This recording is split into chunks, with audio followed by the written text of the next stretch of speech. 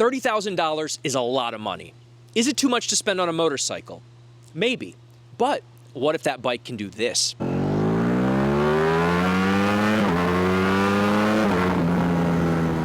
And what if it sounds like this?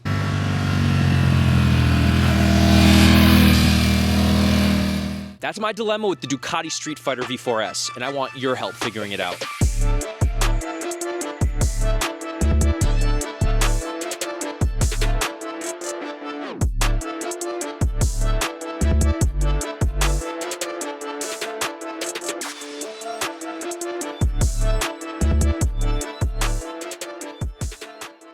Let's start with comfort and seating position, because for this amount of money, it better be comfortable.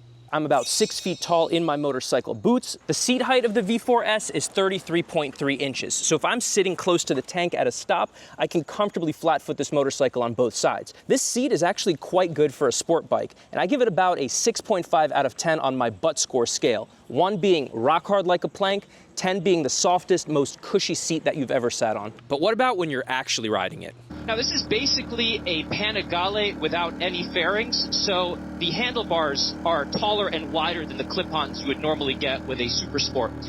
The seating position, it was hard to tell in the introduction, but it is more lean forward than some of the other Nakeds I've sat on. So the Monster was a little more upright, the handlebars were a little bit taller. The MT series also, the seating position is slightly more upright.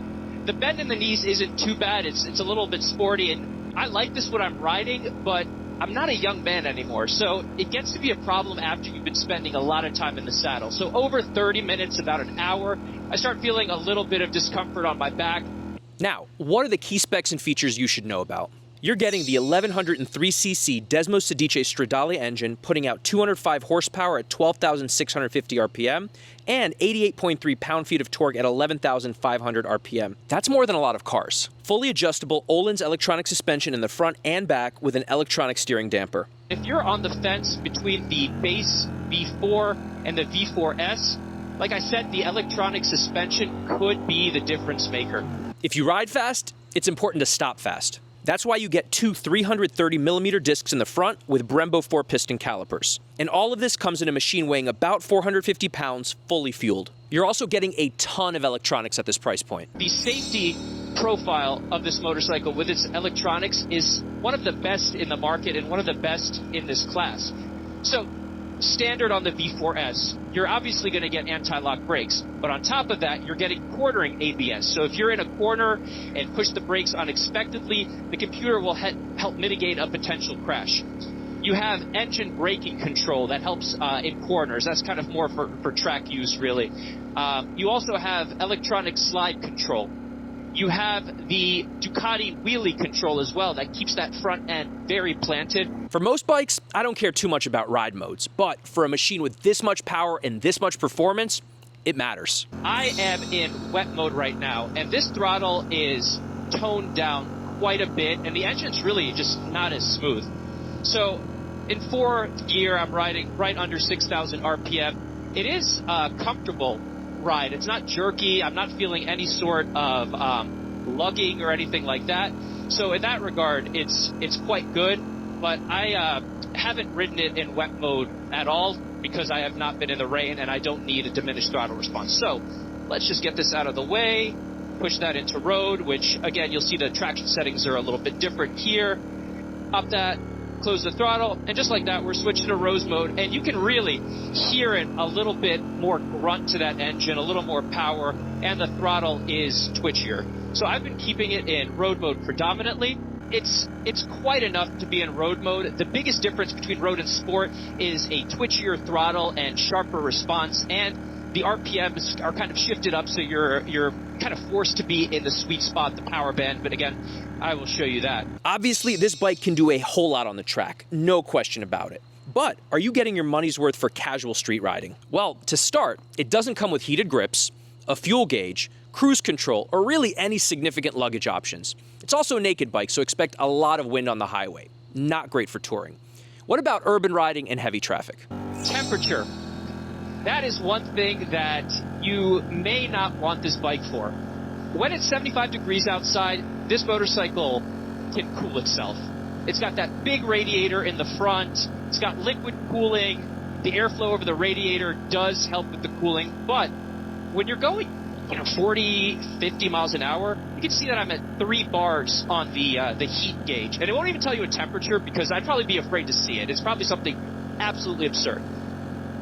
This motorcycle does get hot, and it's a V4, so you're sitting on 2 rear cylinders, and it's just heating your ass the whole ride.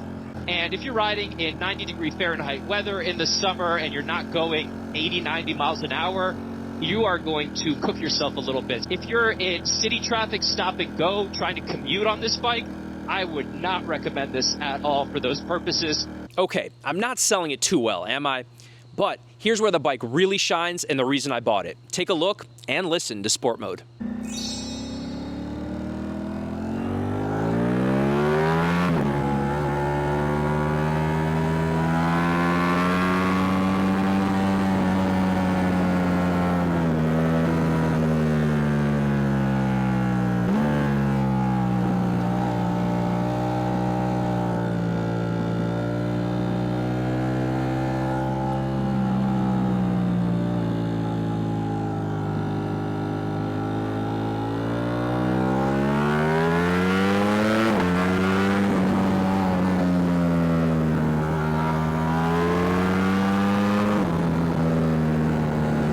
Tell the sport mode on this thing is a completely different beast, and this is what makes this motorcycle so fun. If you keep it in road mode, you will have fun, but as soon as you pop it into the sport mode, it is a whole nother beast. The engine note changes, you get better acceleration, you get better torque, and the gear changes just sound so clean.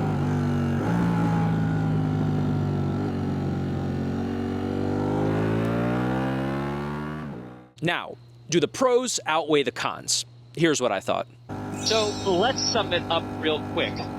Excellent performance, high-powered motorcycle, very stable, high-quality electronics package, great for kind of tearing it up on roads. Obviously an amazing track machine if you are so inclined. I don't track my motorcycles, so that's, just something that I'm missing out on, I guess. But for daily riding, daily commuting, not optimal. It's hot, it's missing a fuel gauge, it's missing cruise control. The comfort level isn't super for longer touring since the riding position is a little more aggressive and you're leaned forward a little bit more. So for that reason, I would not use it. It's more expensive than a lot of motorcycles in its class, but once you ride it, once you feel it, you kind of will understand what the big deal is about. So I would highly recommend doing a test ride if possible, getting on this thing, seeing what it can do, hearing the sound. The V4 sound is really something special that not a lot of motorcycles have. So yeah, $30,000 is a lot for a motorcycle. Too much probably. But if you can afford it and it makes you happy, it doesn't really matter. At this price point, you have a ton of options, and the Ducati Streetfighter V4S is right up there.